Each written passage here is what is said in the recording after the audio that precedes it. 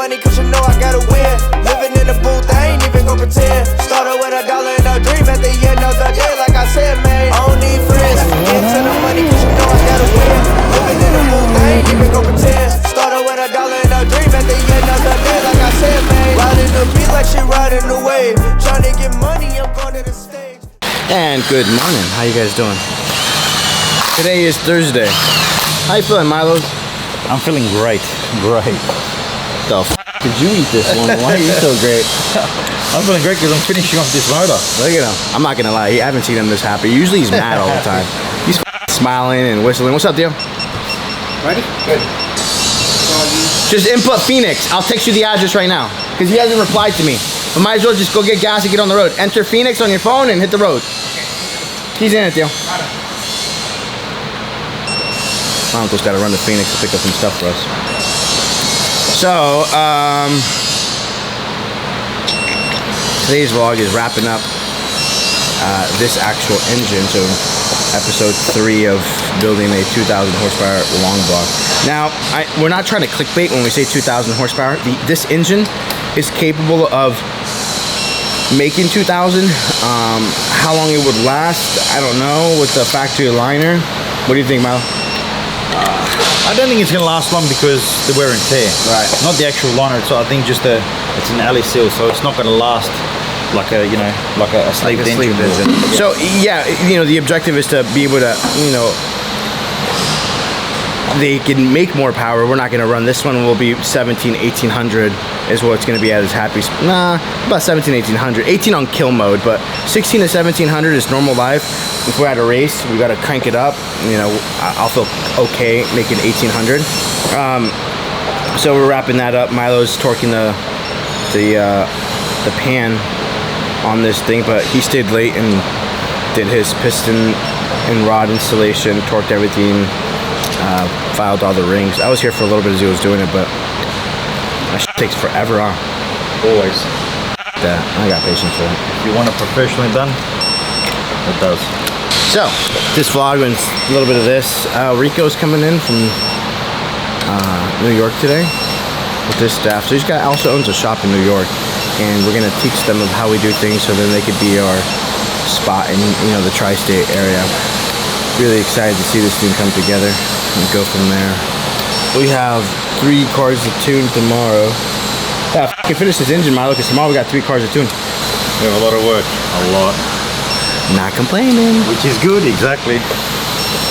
Which means that we're getting shit done. Alright guys, so we're back to our stage 1 engine. We just finished the second last torque stage of it. There's 3 stages of torque that we do on the factory bolts. Obviously brand new bolts with all the stuff that we use. I'm just about to finish off the last stage on the outer bolts, and then we can flip it around, show what it looks like nicely on top, and then we're ready to put it back together. As much as Alex thinks it's easy and quick to build it, easy. It does take a bit of time. The one thing, I believe most engine builders love to do is we would like to work alone. We don't like people around us and stuff because we don't like talking about it. We don't like doing stuff. You can make mistakes pretty easy. The stuff that we do is very meticulous. It's very precise and it takes time. So we like to sit back and just do our own time in doing it. So I'll show you one bolt. At least you guys will get to see what we're doing. We use the best tools. We've got snap-on, we use everything else. And then these are torque to yield. So 2 stages of torque. 1 stage of actual, it's like a degree. So on this it'll actually tell me the torque of how much when I pull the degrees out of it. We're not really interested in that because we're going by factory. So all our studs on this engine is factory spec like we spoke about in the first time. But when we do upgrade to ARP, we do change that, and with that we introduce line honing, line boring, everything else, because you're clamping it a lot more tighter, tolerance is tighter, so we've got to get that back to 0. So pretty easy. Nice little pull on it, and then we'll go back again. It always keeps the degrees for us, 65 degrees, and there it is there. So 145 we're chasing, it's perfect on it. So that's torquing up the mains, and then the next one we'll show you how we put the heads and everything else on.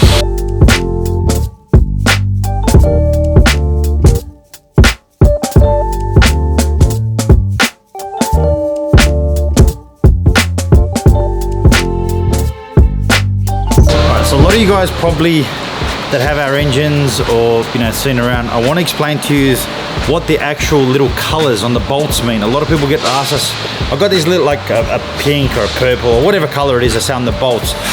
It's a very simple thing, and a lot of engine builders use. It's a very good thing for us to do. So what we do is, when we actually torque and finish off a bolt, so as you can see here, this whole bottom end is finished now. We actually mark with a text that it show us which bolt is torqued up and finished, so we don't come back to it and try to re-torque it or redo it again. It's just a very visual thing for us to see, and it shows us, you know, okay, we've done this one, we've done that one, and we continue on. So you'll see the bottom of my engines, or even the top, most of my engines, you'll see I actually have the markers on them. I don't put markers on the outside like on the rocker covers and stuff like that, because I think it just looks ugly, and I already know that, you know, I've already done them. But all the hardware engine parts, you'll see little text marks. So you'll see like a, you know, any sort of color really. There's no given color what it's going to be, but it's usually just color, and it tells us that's what it is. So when you see your engine, people say, oh, what are all these texture marks? That's what it is, and it actually comes from the factory. A lot of the factories, whether it's Audi, Lamborghini, Ferrari, and all those, like, you know, European ones, you will actually see the same thing. They actually mark the bolts as they torque them up, and it lets them know. And most of the stuff is machined, and it's actually kept on their program, and it tells them how much torque each bolt was actually received. That's it.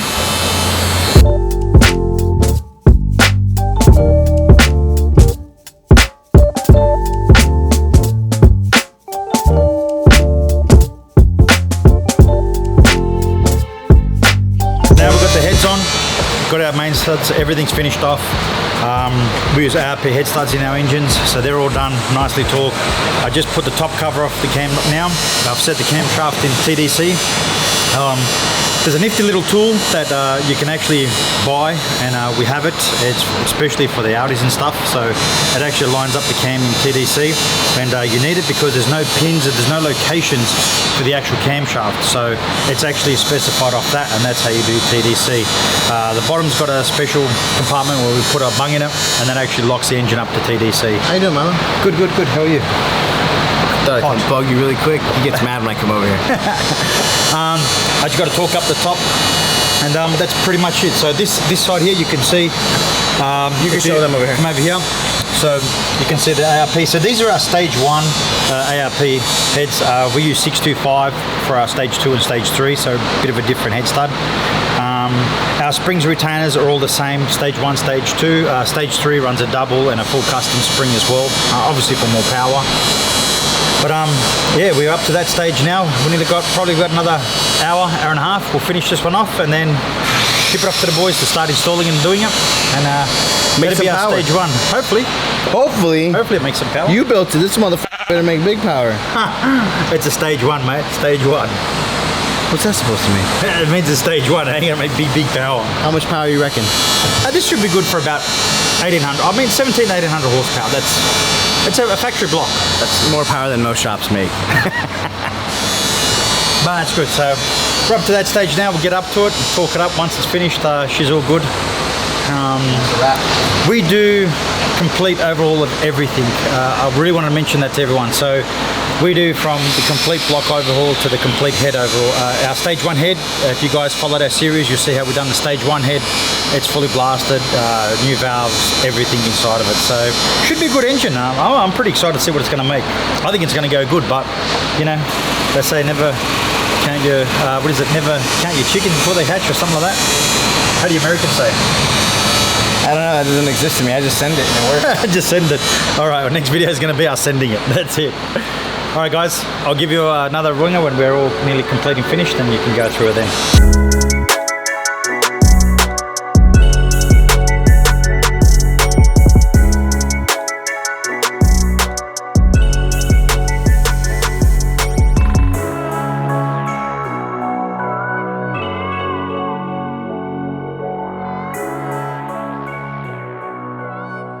See that shit? Now I'm building motors. Smile a little bit. I'm always smiling. You know when I smile? When the rock covers are on this, it's done. So in an hour and a half? Smiling. Next. Gearbox day. Nah, tomorrow's gearbox day. Tomorrow's dyno day, baby. We got 3 cars we got to do. Gearbox.